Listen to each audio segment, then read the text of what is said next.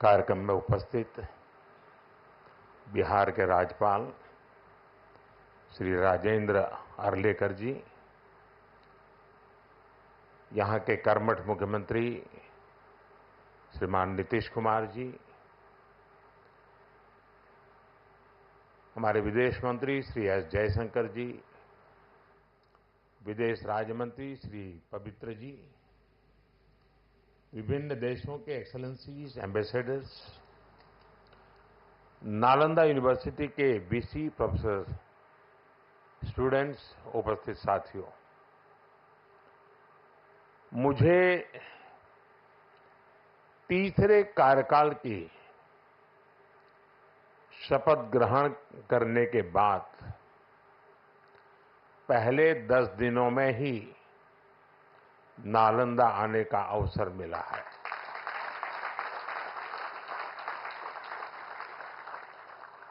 ये मेरा सौभाग्य तो है ही। मैं इसे भारत की विकास यात्रा के एक शुभ संकेत के रूप में देखता हूं। नालंदा ये केवल नाम नहीं है। नालंदा एक पहचान है, एक सम्मान है। नालंदा एक मूल्य है, नालंदा एक मंत्र है, गौरव है, गाथा है। नालंदा है उद्घोष इस सत्य का कि आग की लपटों में पुस्तकें भले जल जाएं, लेकिन आग की लपटें ज्ञान को नहीं मिटा सकती।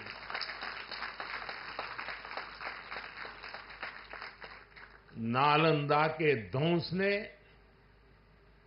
भारत को अंधकार से भर दिया था। अब इसकी पुनर्स्थापना भारत के स्वर्णिम युग की शुरुआत करने जा रहा है। साथियों, अपने प्राचीन अवशेषों के समीप नालंदा का नवजागरण, ये नया कैंपस विश्व को भारत के सामर्थ्य का परिचय देगा। नालंदा बताएगा, जो राष्ट्र मजबूत मानवीय मूल्यों पर खड़े होते हैं, वो राष्ट्र इतिहास को पुनर्जीवित करके बेहतर भविष्य की नींव रखना जानते हैं। और साथियों, नालंदा केवल भारत के ही अतीत का पुनर्जागरण नहीं है, इसमें विश्व के, एशिया के कितने ही देशों की विरासत जुड़ी हुई है। एक यूनिवर्सिटी कैंपस के इनॉग्रेशन में इतने देशों का उपस्थित होना, ये अपने आप में अभूतपूर्व है। नालंदा यूनिवर्सिटी के पुनर्निर्माण में हमारे साथी देशों की भागीदारी भी रही है। मैं इस अवसर पर भारत के सभी मित्र देशों का, आप सभी का अभिनंदन करता हूं। मैं बिहार के लोगों को भी बधाई देता हूं। बिहार अपने गौरव को वापस लाने के लिए जिस तरह विकास की राह पर आगे बढ़ रहा है, नालंदा का ये कैंपस उसी की एक प्रेरणा है। साथियों, हम सभी जानते हैं कि नालंदा कभी भारत की परंपरा और पहचान का जीवंत केंद्र हुआ करता था। नालंदा का अर्थ है न अलम ददाति इति नालंदा, अर्थात जहां शिक्षा का, ज्ञान के दान का अविरल प्रवाह हो। शिक्षा को लेकर, एजुकेशन को लेकर यही भारत की सोच रही है। शिक्षा सीमाओं से परे है, नफा नुकसान के नजरिए से भी परे है। शिक्षा ही हमें गढ़ती है, विचार देती है और उसे आकार देती है। प्राचीन नालंदा में बच्चों का एडमिशन, उनकी पहचान, उनकी नेशनलिटी को देखकर नहीं होता था। हर देश, हर वर्ग के युवा यहां आते थे। नालंदा विश्वविद्यालय के इस नए कैंपस में हमें उसी प्राचीन व्यवस्था को फिर से आधुनिक रूप में मजबूती देनी है।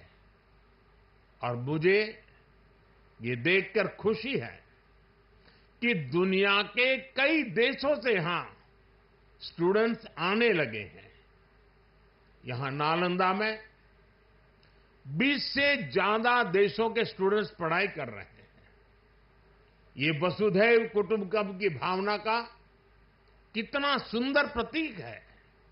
साथियों, मुझे विश्वास है आने वाले समय में नालंदा यूनिवर्सिटी फिर एक बार हमारे कल्चरल एक्सचेंज का प्रमुख सेंटर बनेगी।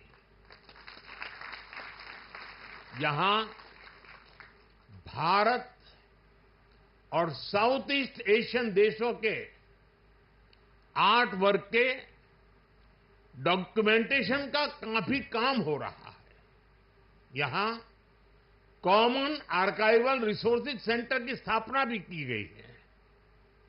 Nalanda university ASEAN India university network बनाने की दिशा में भी काम कर रही है।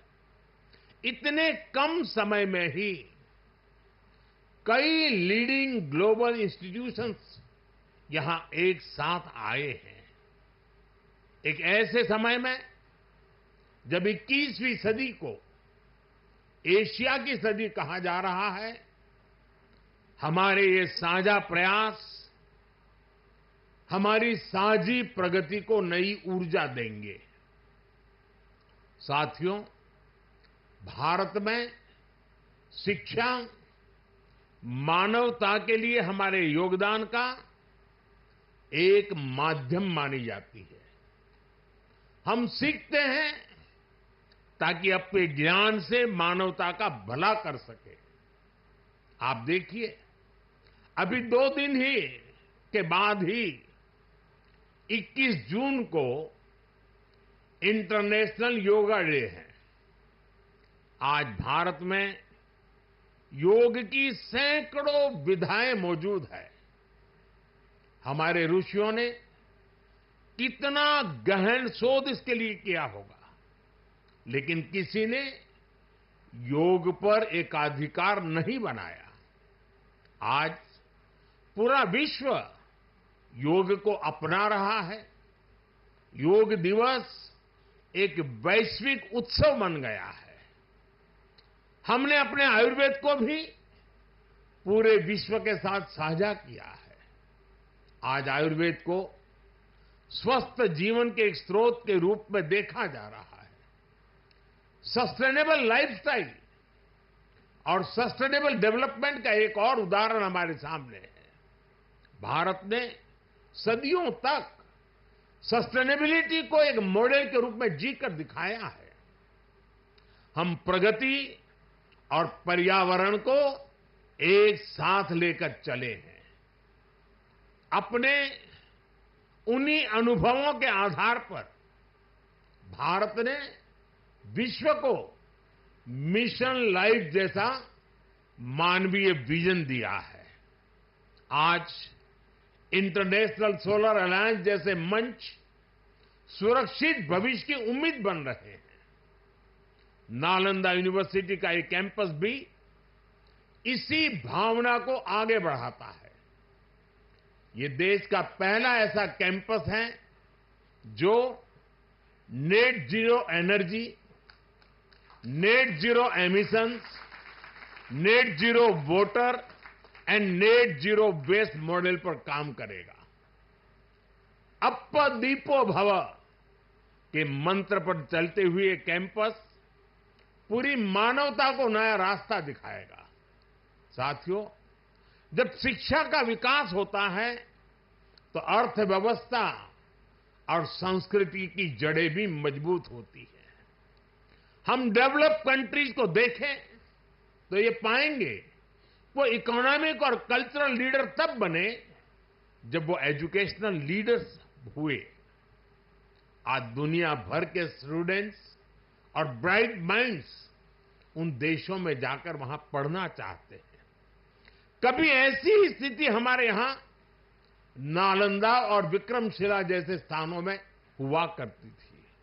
इसलिए ये केवल संयोग नहीं है कि जब भारत शिक्षा में आगे था तब उसका आर्थिक सामर्थ्य भी नई ऊंचाई पर था।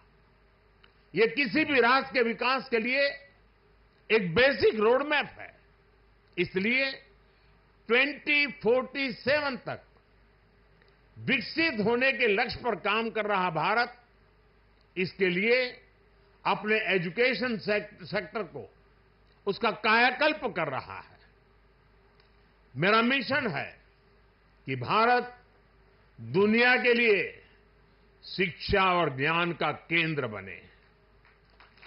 मेरा मिशन है भारत की पहचान फिर से दुनिया के सबसे प्रोमिनेंट नॉलेज सेंटर के रूप में उभरे।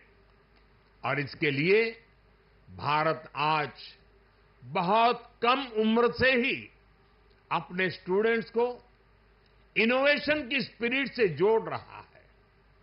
आज एक तरफ 1 करोड़ से ज्यादा बच्चों को अटल टिंकरिंग लैब में लेटेस्ट टेक्नोलॉजी के एक्सपोजर का लाभ मिल रहा है। वहीं दूसरी ओर चंद्रयान और गगनयान जैसे मिशन स्टूडेंट्स में साइंस के प्रति रुचि बढ़ा रहे हैं। इनोवेशन को बढ़ावा देने के लिए भारत ने 1 दशक पहले स्टार्टअप इंडिया मिशन की शुरुआत की थी। तब देश में कुछ 100 ही स्टार्टअप थे, लेकिन आज भारत में 1,30,000 से ज्यादा स्टार्टअप है। पहले की तुलना में आज भारत से रिकॉर्ड पेटेंट फाइल हो रहे हैं, रिसर्च पेपर पब्लिश हो रहे हैं। हमारा जोर अपने यंग इनोवेटर्स को रिसर्च और इनोवेशन के लिए ज्यादा से ज्यादा मौके देने का है। इसके लिए सरकार ने 1 लाख करोड़ रुपए का रिसर्च फंड बनाने की घोषणा भी की है। साथियों, हमारा प्रयास है भारत में दुनिया का सबसे कॉम्प्रिहेंसिव और कंप्लीट स्किलिंग सिस्टम हो। भारत में दुनिया का सबसे advance research oriented higher education system हो। इन सारे प्रयासों के नतीजे भी दिखाई दे रहे हैं। पिछले कुछ सालों में भारतीय यूनिवर्सिटीज ने ग्लोबल रैंकिंग में पहले से काफी बेहतर परफॉर्म करना शुरू किया है।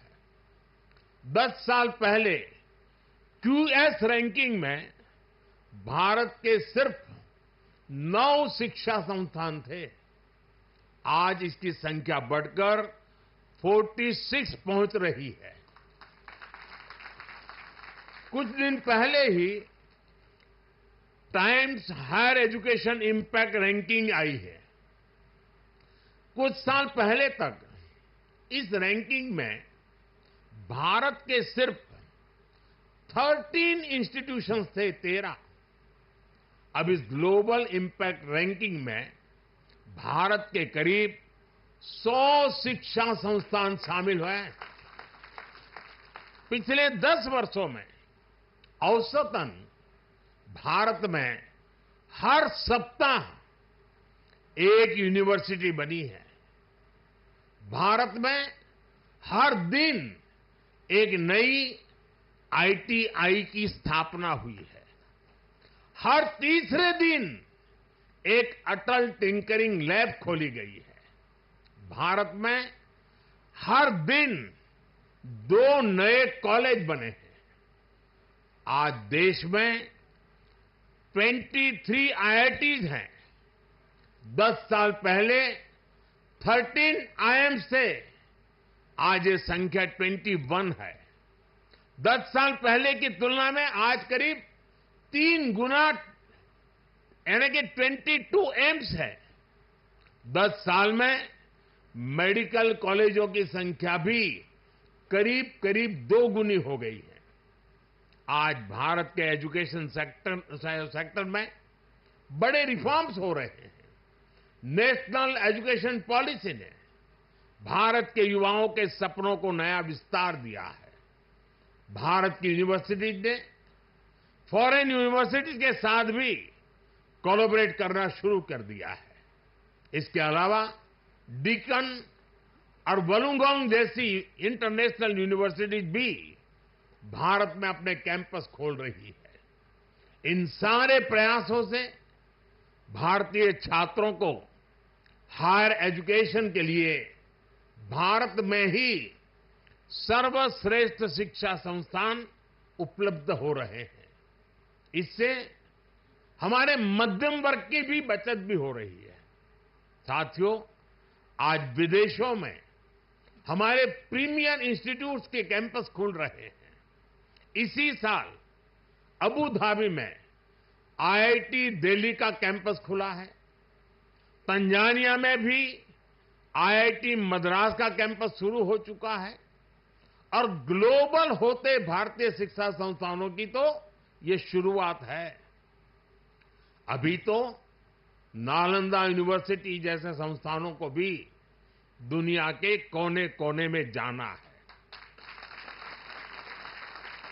साथियों, आज पूरी दुनिया की दृष्टि भारत पर है, भारत के युवाओं पर है।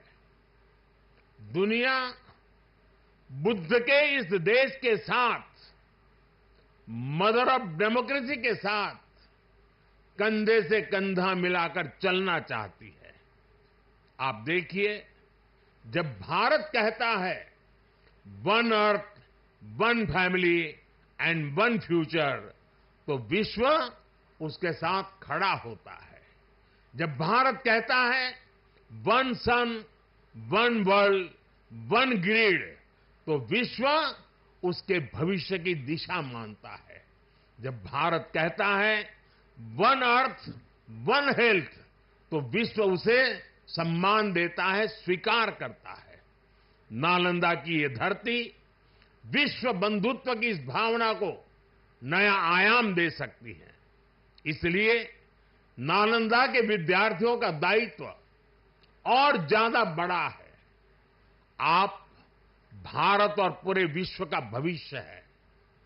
अमृतकाल के 25 साल भारत के युवाओं के लिए बहुत अहम है।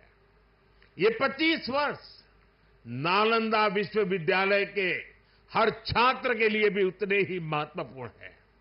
यहां से निकलकर आप जिस भी क्षेत्र में जाएं, आप पर अपनी यूनिवर्सिटी के मानवीय मूल्यों की मुहर दिखनी चाहिए। आपका जो लोगो है, उसका संदेश हमेशा याद रखिएगा। आप लोग इसे नालंदा वे कहते हैं ना। व्यक्ति का व्यक्ति के साथ सामंजस्य, व्यक्ति का प्रकृति के साथ सामंजस्य आपके लोगों का आधार है। आप अपने शिक्षकों से सीखिए, लेकिन इसके साथ ही एक दूसरे से सीखने की भी कोशिश करिए। Be curious, be courageous and above all be kind. अपनी नॉलेज को समाज में एक सकारात्मक बदलाव के लिए प्रयोग करिए। अपनी नॉलेज से बेहतर भविष्य का निर्माण करिए। नालंदा का गौरव, हमारे भारत का गौरव आपकी सफलता से तय होगा। मुझे विश्वास है आपके ज्ञान से पूरी मानवता को दिशा मिलेगी। मुझे विश्वास है हमारे युवा आने वाले समय में पूरे विश्व को नेतृत्व देंगे। मुझे विश्वास है नालंदा ग्लोबल कॉज का एक महत्वपूर्ण सेंटर बनेगा। इसी कामना के साथ आप सभी का मैं हृदय से बहुत बहुत धन्यवाद करता हूं और नीतीश जी ने सरकार की तरफ से पूरी मदद का जो आह्वान किया है उसका मैं स्वागत करता हूं। भारत सरकार भी इस विचार यात्रा को जितनी ऊर्जा दे सकता है उसमें कभी भी पीछे नहीं रहेगा।